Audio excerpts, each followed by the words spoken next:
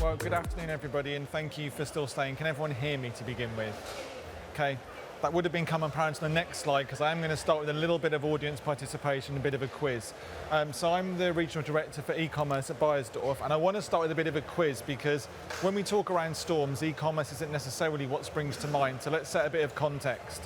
So this is data from the US. 68% of households in the US have a pet. I'm going to play a game of higher or lower. If you think higher, please do a thumbs up. If you think lower, please do a thumbs down. We're going to say gun owners in the US, and sorry, I feel a bit bad on the pets there, so we'll protect them. Do we think there are more or less gun owners than pet owners in the US? So if you think it's higher, thumbs up, and lower, thumbs down. Thankfully, it's lower and quite substantially lower. So we're down at 30% for this, so less than half, so not quite as big as maybe we thought it was. Okay, so what about people that attend a religious place of worship? So is this higher or lower than gun owners? Mainly hires. You are right, it's at 51%. Maybe some more controversial ones then. People that voted in the 2018 general election, what percentage? More people go to church or more people voted in that, do we think? Higher, mainly lowers in this one. It's pretty much flat, so at 53%. Okay, people that decorated a Christmas tree in the US. Higher, yeah, thankfully this one is higher at 77, and you're probably thinking, well, I was going to talk on eCom, so I've got at least one eCom reference in here. Households that have an Amazon Prime membership in the US, do we think this is higher or lower than 77? It's about mix, but I'm going to talk e-commerce, so I'm not going to start on a flat. It is higher at 82%. So when we're thinking on e-com, really we're thinking around, well, where's the storm? Well, at least in my household, the storm comes in frozen, and we won't tell you what happens to Elsa and Anna's parents, but it isn't pretty. For many of you, I'm sure what you're thinking when you think of the storm of the last few years is COVID. But I'm not here to talk to you around COVID necessarily now. I want to talk to you around what happens after that. Some great data, and Scott Galloway's got a book out where this is from, that talks around the fact that we saw 10 years of growth in e-commerce in just 8 weeks. Fantastic for e-commerce. Made me moving into a new role at Beiersdorf look pretty good that our numbers went so high, but it wasn't all down to me. Clearly a lot of this went down to the pandemic. It wasn't all rosy. For those of us that tried to get a delivery slot for getting our shopping delivered during COVID, it was probably about as difficult as it is to get Taylor Swift tickets. So we know that things weren't all rosy, and for the retailers it was a very challenging period. But the question becomes, what happens next? So we go into what are pretty good levels of growth. No one was really complaining about e-com before, but then you hit COVID and it's a massive peak. And suddenly you're hit with the problem. Well, what happens coming out of that, especially when most businesses, whether you're in brands like myself or retailers or agencies, up-resourced, up-spent, started to really bring in more resource for it. And then you get headlines like this. Suddenly people are returning to store. Now I'm one of them, yeah, I do most of my shopping online, but after the pandemic, it was quite nice to get back into a shop, even if it was a supermarket, to go into, and we saw sales decline. Thankfully, it was short-lived. Actually, where we're back to is essentially the same levels of growth as we saw pre-pandemic. But perspective has massively changed now, because what were seen as good levels of growth before the pandemic are now seen as pretty slow. And more people in the e-commerce industry are getting challenged on, well, how can we make this quicker? So as a business, you have a really big choice to start making now. So what do you do? Do you hit the brakes? Do you stop? Do you now think we need to reassess everything? Is this a moment to pause? Is this a moment to start to think, okay, we continue as is and we now need to start thinking around how we'll change it? Or do we accelerate? And I'm here to tell you today why I think you should be accelerating, and why at Beiersdorf we also really continue to accelerate in this space. And I want to give you some pointers in terms of the areas that I'd look at for doing that. The first one, which I'd see is the most important one, is around your team. People with experience in this space are very valuable, and they're also difficult to get. I know we're trying to recruit in a lot of roles across Europe at the moment, and it becomes challenging. Having that right team there is important, and businesses really have to drive and invest to get the right people with the right level of experience. This is absolutely critical. But it's not just around getting those people in. You've also got to think around, how do you keep those people? And this is where the training element becomes incredibly important. How do we make sure that we're training those people in the right skill sets that are going to be most valuable going forward. Retail media is a hot topic. I've heard it mentioned multiple times today, with even a talk dedicated to it on this stage. It's something that I get calls about from both retailers and agencies on a daily basis, telling us how we need to be in this space, but then finding people internally that can really be the champion expert for that can be difficult.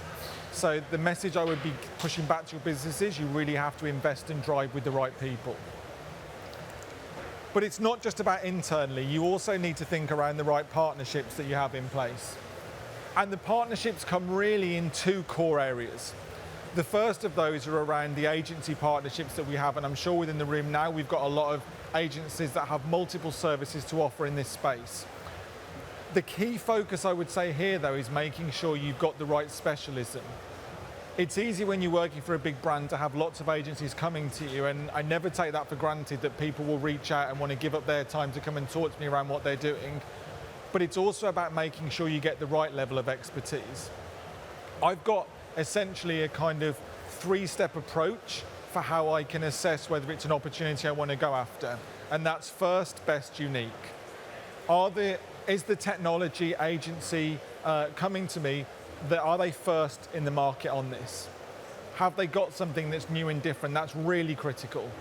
Are they best in class? So how do I make sure I'm really getting the best people and the best technology working with my business? And partly that comes through also looking at the recommendations and the current skill sets. And then thirdly, it's around unique. Yeah, we can't always be first on something, but what we might bring is a completely unique perspective. And I would always ask that that's focused around what do we think the business problem is, rather than trying to shoehorn that in. I mean, that's ultimately the way, whether I get cold calls or emails, that I make the assessment on those three criteria. If you're hitting one of those, it's a definite way that I want to then take forward. So it's about bringing in specialists. When I joined Beiersdorf 6 years ago, this is one of the things that we looked at. We realized we had a massive gap in one particular area, which was around search, and we really wanted to accelerate it. We went out to the market to try and find the right agency, and we spoke to all the big guys. Actually, in the end, we went with a very niche boutique agency, Atom 42, who were fantastic in that space and were able to drive for us, but it was more around how they drove towards that need. The second part of the partnerships we have in this is the retailers. So for anyone that saw Waitrose, they're on the attention stage earlier, it's making sure that you're going to the retailers that have got the right technology, the right people, and the right level of collaboration. If you want to start working with the retail partners, data is becoming clearly a very hot topic. Retail media is one of the best parts of that because you get the end-to-end measurement, but actually historically data's not been something that's been shared. The US is quite far ahead on this, and I'll talk a bit more around that when I get to media in a second. But I want to give a couple of examples where having these right partners is absolutely critical. The first one of these is around content. Making sure you have the right content for your brand is, if you don't have it, you're not going to be found. And for us, this is something that's been a long journey in coming. So you can talk about having a mobile optimized image or the right video on this. I go more basic than that and just make sure, how do you make sure you're discovered on a retailer's site? And ultimately that's about understanding their algorithms.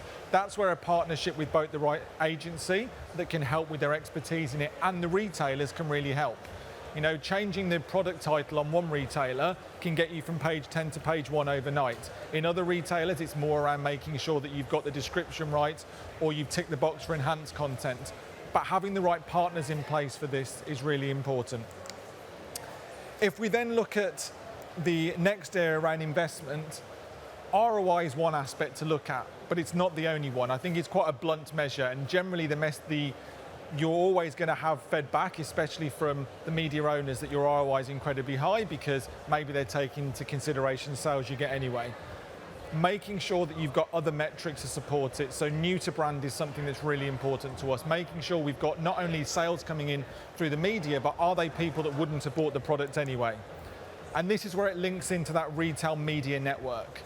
This is huge. In the US, it's incredibly sophisticated. In the UK, this is something that's building over time.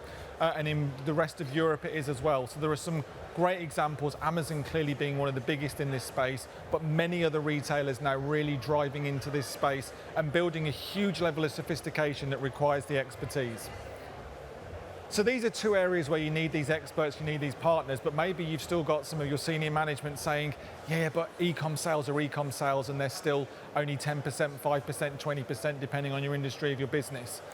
That's why I'd encourage you to have a different perspective on this as well. So whether you're Ariel using a fork as a comb or Scuttle using the telescope the wrong way around, you really need to start thinking around, well, how does e-com affect the rest of my business? And e-com has a massive impact for in-store, a huge impact when you think around the fact that for us, 78% of the sales that we see are impacted in some way by what we have on .com. Then the elephant in the room, or in this case, the bear or whatever this is, AI. Do you know what? I don't have an answer for you in terms of how you use AI on this. I've used AI in this presentation. If you thought any of the visuals looked a bit strange, AI has created most of them, not all. But we know this will be a huge driver going forward, and we're just experimenting now with how do you make sure you get that to really help deliver and drive on sales. And I'm sure as we go forward in the coming months, there'll be many case studies on how AI at every point of the consumer journey and supply chain has helped drive this. So I want to leave you with one thought. You need the budget in there, you need the people, you need the resource, but you need the mindset. And the mindset I want to give, and I think Lego also taught this earlier, is you do have to think a bit like a child. The amount of meetings that I'm sure we all sit in where someone goes, yeah, we tried that, it didn't work, or it'll never work. Kids don't have that, yeah? So whether it's a child trying to swipe a TV because my iPad does it, surely the TV does too, we have to try to think differently around how we will drive that forward. And that's where I'd say, think like a child, use that entrepreneurial spirit, and make sure that when you've got your budgets, you've also got the test and learn in there. We can all repeat and optimize the bits we're doing. The next big thing is going to come from trying something completely new from a test. So, hopefully I've convinced you that e-com wasn't necessarily a storm within this, but I wish you all a fantastic summer, and please shop online because it helps me and it will help a lot of the industry as well. Thanks very much, everyone. Thank you, Joe. Joe, fascinating. Thanks. Quick fire as well. We didn't have any questions come through apart from just one at the end on the app, so I just thought I'd ask it. Yeah, go for it. So what are the potential pitfalls for brands who are looking to be inspired by this and jump into e-commerce? What are some of the pitfalls and how can they avoid them? Okay, so yeah, it's a good question. Jumping in too quickly, I would look at what's already out there and make sure you've got the right experts. I think jumping into this blind is really difficult, but it's fix the basics first. Yeah, have a think around how are consumers looking for your brand. There's lots of businesses out there where their product name is not how somebody will search for the product. So I remember being at Unilever several years ago, and there was a big drive around Dove is not a soap, it's a beauty bar. No consumer searches for Dove Beauty Bar, they search for Dove Soap. So having to then convince a brand manager, actually, can you change this from Dove Beauty Bar to Dove Soap because it will drive our sales, can be a challenge. It's getting easier to break through, but the basics are really the most important bit to get in first. And generally, they come for free. So as long as you've got the right insight, that's not going to cost you a lot of money, but until you've got that, there's no point spending the cash because you need to get that foundation in place. Okay, thank you. Thanks, Joe. Okay, thanks very much. Let's give Joe a round of applause.